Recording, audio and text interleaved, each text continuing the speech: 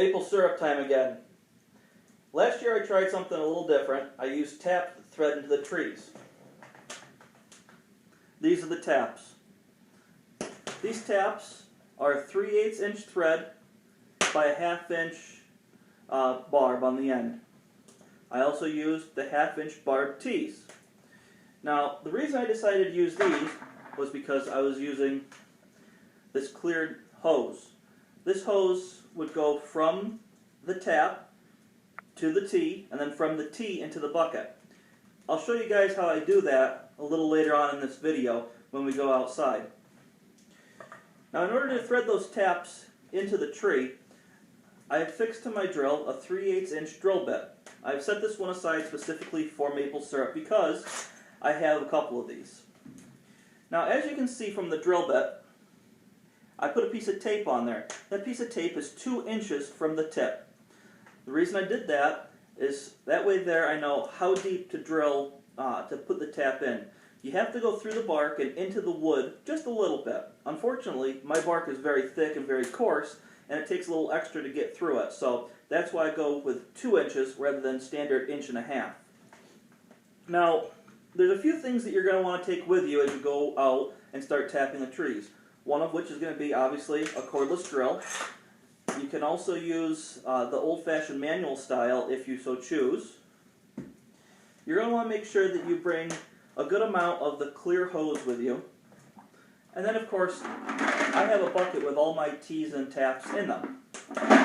Now, once you're out there, it's cold, and this hose gets stiff, and it's very difficult to cut. So you're going to want to make sure you bring a good set of cutters. Me personally, I choose to bring these. I bought these at Lowe's. They're a new cobalt tool, and they cut very well. It's not only a cutter, but it can also be converted into that of a knife. So now I also have a utility knife if need be. The last and final thing that you're going to want is you're going to want something to collect the sap in. Me personally, I have found that 5-gallon water cooler jugs work perfectly. Let me show you why. This is the 5-gallon water cooler jug. It has a handle which makes it a lot easier for picking these up and moving these around. Also, these lids are very close to the size of the nylon tube. The tubing can fit inside, and you get very minimal amount of rain or snow down inside these water jugs. If you were to use a bucket or a different style, you might have problems with that. Now, I have in the past had some trouble with insects getting in around the tubing. What I do is I snap off the cap, I put a piece of saran wrap over it, then I snap this back on. And after I snap this on, I poke the tube through the saran wrap on the inside, and that makes a good seal to keep the insects from going down inside my maple sap.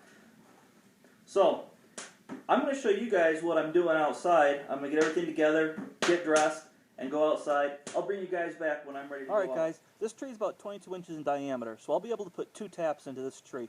I already have my 5-gallon water jug tied to the tree. I found that I have to actually tie these to the tree, either with a rope or with bungee cords, because when it gets windy at night and I've emptied the containers actually will blow right away, and then I have, in the morning, before I get up and realize it, I have the sap flowing and just flowing onto the ground, so I don't want to waste the sap. So anyway, it's tied to the tree. So I'm going to start drilling holes, 2 holes on this tree to put the 2 taps I have here on the tree. I have one hole right here from last year. I have another hole right here from last year. So this is the southern facing side of the tree. So I have the east and the west, and this is the southern side. So I'm going to want to stay about 6 inches to one side or the other of both of these holes, and I should also try to stay 6 inches above or below the old holes from last year. So what I'm going to do is I'm going to drill one hole up here, which is about 6 inches away from each, and at least 6 inches higher than this hole. And then I'm going to drill another hole over here. Now when you're drilling into the tree, you want the drill to be tipped at a slightly upward angle. So when you drill in, you're drilling uphill. The reason being, if you drill in at a downhill angle or straight in, when you put the tap into the hole, the sap's liable to pool behind the tap and have a little deposit of sap. Then if you have a couple of really cold days where everything starts to freeze again, that sap can actually expand and damage the tree. So we're going to drill at a slightly uphill angle.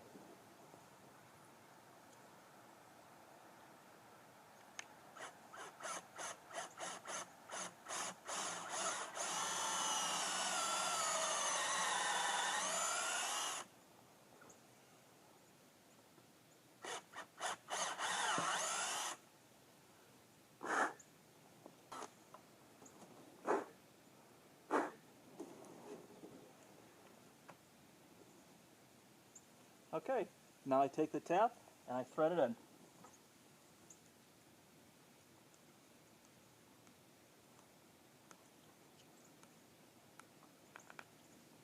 You want the taps I use have a, the taps that I use have a 90-degree bend in them. You always want the bend to be facing at some type of a downhill slope.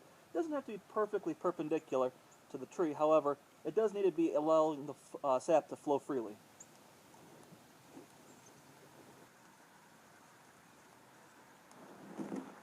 Okay, I have one tap here and I have another tap right down here. Now, I'm going to try to reuse some of the tube that I had from last year. So, in order to do that, I kind of have to pick through what I have to find the right size length.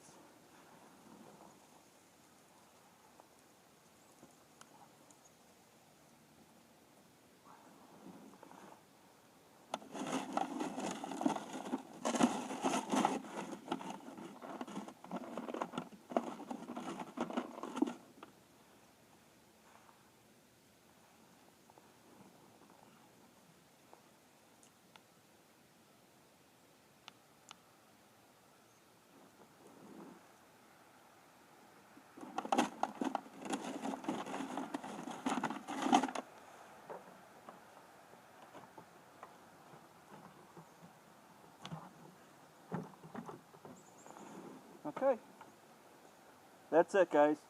I have the hose coming from this one down to the T, and from this T here, it's coming into the tap. The T you want to be the lowest point on the tube, so everything comes into it and out the overflow tube. On to the next tree.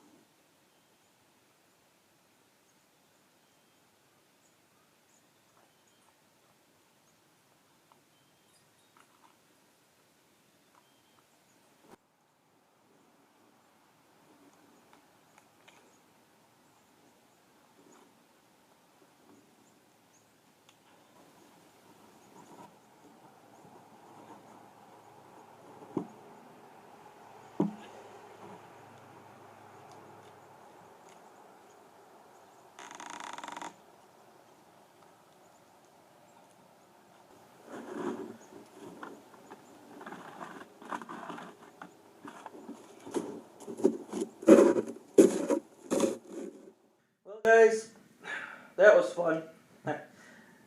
Now it's just the waiting game. We wait until the weather warms up during the day and freezes at nighttime. Usually mid to late February is when you want to start tapping these trees. Right now, it's actually March 2nd, and we've had some pretty cold weather, so the trees aren't quite running yet. Anyway, we're supposed to be having a warming spell towards middle to end of this coming week, and with that, we're going to have a sap flow. Now remember, you want to tap the trees on the southern side simply because the sun rises in the east, sets in the west, and in the northern hemisphere, it stays to the southern side of the trees.